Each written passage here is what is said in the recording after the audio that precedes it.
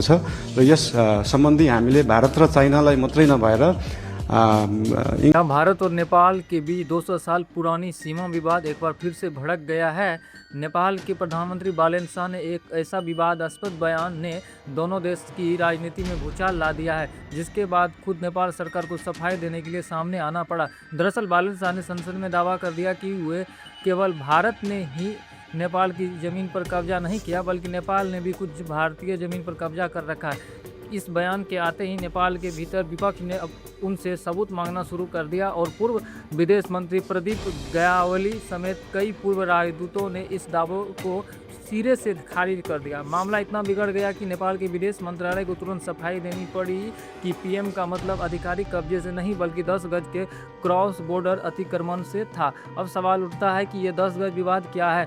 दरअसल यह बॉर्डर पर स्थित वो नो मैंस लैंड है जहां सालों से दोनों तरफ के लोग खेती कर रहे हैं और कुछ जगहों पर मकान भी बनाए गए हैं। लेकिन इस पूरे विवाद की असली जड़ छिपी है साल 1816 की सुगोली संधि में, जो ब्रिटिश ईस्ट इंडिया कंपनी और नेपाल के बीच हुई थी। उस समय सीमा का निर्धारण नदियों के आधार पर हुआ था और सबसे बड़ा पेंच फंसा काली नदी को लेकर। समय के साथ नदी ने अपना रास्ता बदल लिया, लेकिन देशों के दावे वही रहे। इसी वजह से काला पानी, लिपू लेक और सुस्ता जैसी क्षेत्रों पर आज भी विवाद है।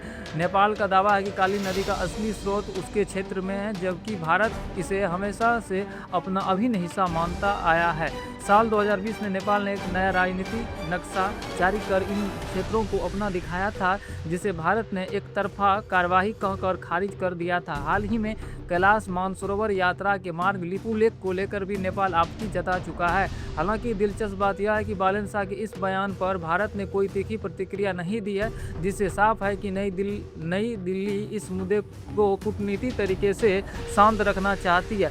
आपको जानकर हैरानी होगी कि भारत नेपाल की लगभग 1770 किलोमीटर लंबी सीमा का 97% हिस्सा पूरी तरह तय और स्वीकार किया जा चुका है। विवाद सिर्फ बाकी के 3% रणनीतिक हिस्से को लेकर है, जो 200 साल बाद भी दोनों देशों के रिश्ते में तनाव पैदा कर देती है।